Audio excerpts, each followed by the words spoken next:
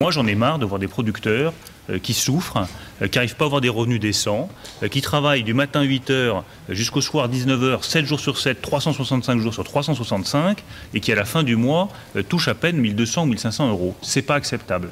Je vous ai compris, c'est comme ça qu'a démarré ce matin la visite du très solidaire ministre de l'Agriculture.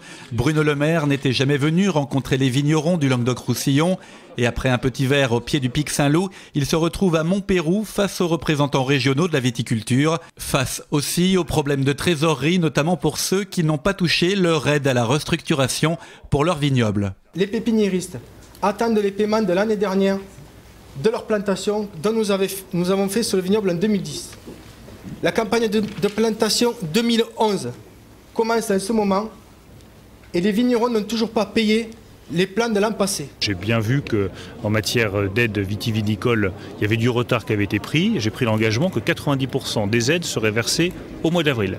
J'ai pris un deuxième engagement sur les aides européennes cette fois-ci, c'est que l'intégralité de l'enveloppe soit bien dépensée. Et l'autre engagement du ministre, c'est d'aller rapidement vers un système de contrat avec les producteurs pour stabiliser leurs revenus, une mesure urgente pour les professionnels. Aujourd'hui, nous conduisons des exploitations au jour le jour, à la petite semaine.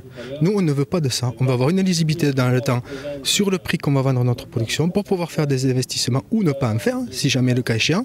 On a besoin de lisibilité des marchés.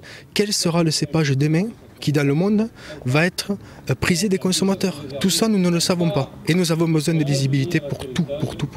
Une visibilité qui pourrait être aussi valable pour les produits. Les 20 pays et les AOC vont pouvoir désormais être placés côte à côte dans des rayons de supermarchés identifiés, Languedoc-Roussillon. Mais tout le monde le dit, les tests qu'on est en train de faire ont montré que chaque fois qu'on se montre ensemble de cette richesse de diversité, on part des bulles, on va au vin tranquille, en passant par les VDN, en passant par les cépages. Personne ne peut le présenter ça en France, il n'y a que nous.